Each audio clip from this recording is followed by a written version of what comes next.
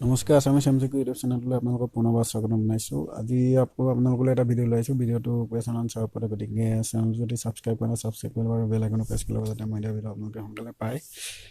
আহক তেন্তে আজি ভিডিঅ'টো আৰম্ভ কৰোঁ। অসম নামটো কেতিয়া প্ৰচলন হৈছিল? 1 নম্বৰ প্ৰশ্নটো আছে। ইয়াত এনচাৰ আছে ত্ৰয়োদশ শতিকাৰ মানুহ আহোমসকলে এই ভূখণ্ড জয় কৰাৰ পাছৰ পৰাই। ইয়াৰ পিছৰ প্ৰশ্নটো আছে অসমীয়া ভাষাৰ উৎপত্তি কেতিয়া হৈছিলে? খ্ৰীষ্টীয় 9ম-10ম শতিকাৰ মানত অসমীয়া ভাষাৰ উৎপত্তি হৈছিলে।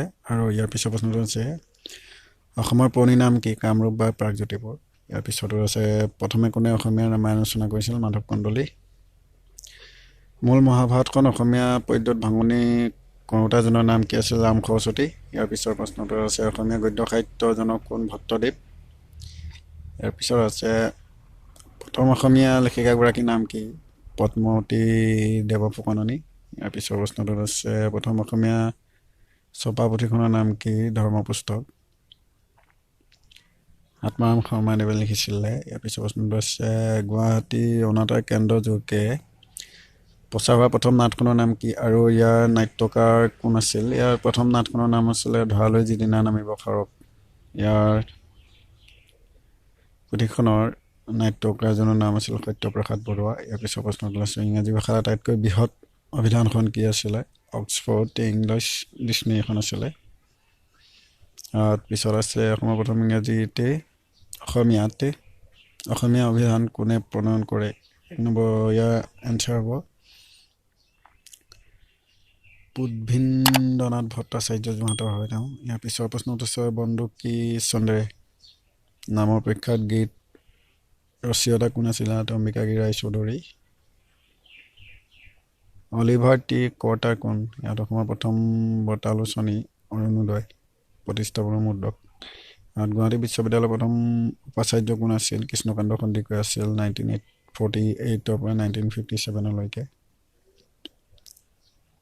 ৰসৰাজ লক্ষ্মীনাথ বেজবৰুৱাদেৱে ৰচনা কৰা অসমৰ জাতীয় সংগীত ও মোৰ আপোনাৰ দেশ সুৰকাৰ কোন আছিল? কমলা প্ৰসাদ আগৰৱালা আছিল। অসম সাহিত্য সভাৰ প্ৰথম সভাপতিজনৰ নাম কি? নাম ঠাই কিমান চনত জন্ম হৈছিল? অসম সাহিত্য সভাৰ প্ৰধান সভাপতিজনৰ নাম আছিল পদ্মনাথ গোহাঁই বৰুৱা আৰু তেওঁ শিৱসাগৰ আছিল। ডিচেম্বৰ 1917 চনত জন্ম হৈছিল।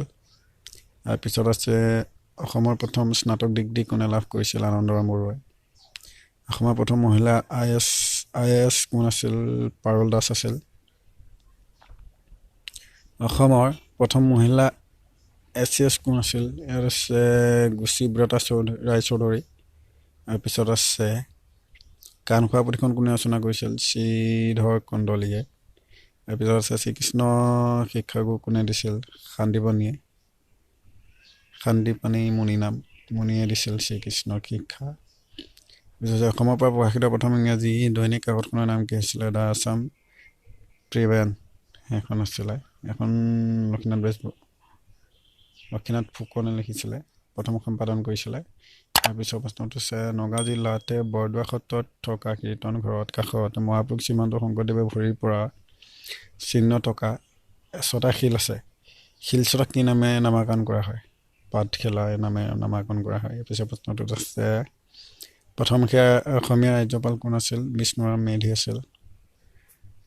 তাৰপিছত আছে স্বাধীন অসমৰ প্ৰথমগৰাকী মুখ্যমন্ত্ৰী কোন আছিল?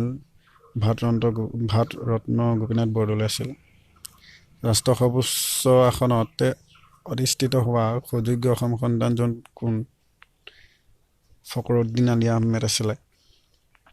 তাৰপিছত আছে অসমৰ প্ৰথম মহিলা চিকিৎসকত সন্মান লাভ কোনে কৰিছিল? ডক্টৰ ৰজনীপ্ৰভা শইকীয়াই। তাৰপিছত আছে লণ্ডন বিশ্ববিদ্যালয়তে ডিলিট সন্মান লাভ কৰা ব্যক্তিজন কোন আছিল? সূৰ্য কুমাৰ ভূঞা আছিলে। কোন চনত ক'ৰ পৰা প্ৰথম প্ৰকাশ হৈছিল জোনাকীৰে নামৰ আলোচনীখন? প্ৰথম সম্পাদক কোন আছিল? 1889 চনত কলিকতাৰ পৰা প্ৰথম সম্পাদনা হৈছিল। কোন চনত ক'ৰ পৰা প্ৰকাশ হৈছিল? তাৰপিছতে প্ৰথম সম্পাদক আছিল চন্দ্ৰকুমাৰ আগৰৱালা।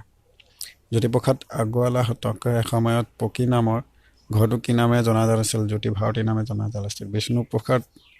বিষ্ণুৰাভাৰ প্ৰথমা পত্নীৰ নাম কি আছিল? প্ৰিয়লতা দত্ত।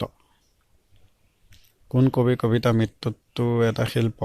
জীৱনৰ কঠিন শিলতে কটা নীলো ভাস্কৰ্য আছিল হীৰেণ ভট্টাচাৰ্য ইংৰাজৰ ৰাজত্ব কালতে 1901 চনতে 1901 চনতে স্থাপন হোৱা কটন কলেজৰ প্ৰথম অধ্যক্ষ কোন আছিল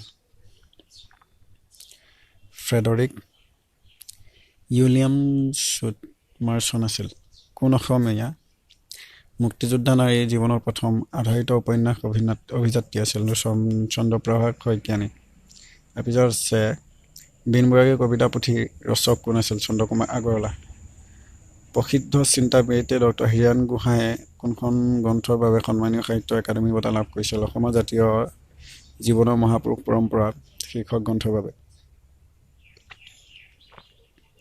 অভাউষা সভা বুলিলে কি বুজা অসমীয়া ভাষাৰ উন্নতি সাধিনী সভা অভাউষা মানে অসমীয়া ভাষাৰ উন্নতি সাধিনী সভা তাৰপিছত আছে বৰ্তমান গুৱাহাটী বিশ্ববিদ্যালয়ৰ নৱনিযুক্ত উপাচাৰ্য কোন আছিল ডক্টৰ অমৰজ্যোতি চৌধুৰী তাৰপিছত আছে 2007 চনতে চাপত অনুষ্ঠিত হ'বলগীয়া অসম সাহিত্য সভা অধিৱেশনৰ সভাপতি কোন আছিল কনকসেন ডেকা আছিল দ্বিতীয়বাৰৰ বাবে নিৰ্বাচিত তাৰপিছত আছে 2006 চনত অসমৰ উপত্যকা বঁটা লাভ কৰা ব্যক্তিজনৰ নাম কি আছিল নলিনীধৰ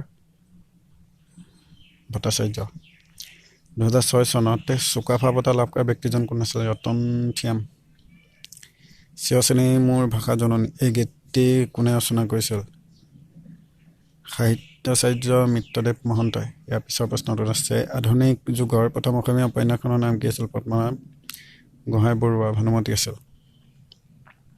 অসমীয়া সমাজৰ সকলো কামতে অপৰিহাৰ্য তামোল শব্দটো কোন জাতি গোষ্ঠী অৱদান আছিল অষ্টিক জাতি আছিল বিষ্ণু ৰাভাৰ কোন তাৰিখে কিমান সময়ত মৃত্যু হৈছিল 1969 চনতে 20 জুন তাৰিখে ৰাতি 2:25 বজাতে মৃত্যু হৈছিল জোনাকী যুগত ত্ৰিমূৰ্তিৰ নামে জনাজাত তিনিজন ব্যক্তি দুগৰাকী হ'ল চন্দ্ৰকুমাৰ আগৰৱালা আৰু এগৰাকী আছে হেমচন্দ্ৰ গোস্বামী আৰু তৃতীয়গৰাকী কোন আছিল লক্ষীনাথ বেজবৰুৱা আছিলে তাৰপিছত প্ৰশ্নটো আছে অসমৰ প্ৰথম শিশু আলোচনীখনৰ নাম কি আছিলে ল'ৰা বন্ধু আছিলে সম্পাদনা কৰিছিল কৰুণাভিৰাম বৰুৱাই তাৰপিছত প্ৰশ্নটো আছে 2008 চনৰ সাহিত্য একাডেমি পুৰস্কাৰ লাভ কৰা অসমীয়া সাহিত্যিকগৰাকী কোন আছিলে হীৰেন্দ্ৰনাথ দত্ত আছিল ইয়াৰ পিছৰ প্ৰশ্নটো আছে জোনাকী ৰাতি অসমীয়া মাটি জিলিকি জিলিকি পৰে ভূপেন হাজৰিকাৰ ৰচিত এই গীত কোনে গাইছিল লতা মংগেশকাৰে গাইছিল ইয়াৰ পিছত অৰ্থাৎ আজি ভিডিঅ'টো একেবাৰে লাষ্টৰ প্ৰশ্নলৈ আহোঁ 2002 চনতে কমল কুমাৰী বঁটা লাভ কৰা অসমীয়া সাহিত্যিকগৰাকী কোন আছিল ডক্টৰ ভৱেন্দ্ৰনাথ শইকীয়া আছিল আজি ভিডিঅ'টো ইমানে যদি চাই ভাল পালে লাইক কমেণ্ট শ্বেয়াৰ আৰু ছাবস্ক্ৰাইব কৰিবলৈ নাপাহৰিব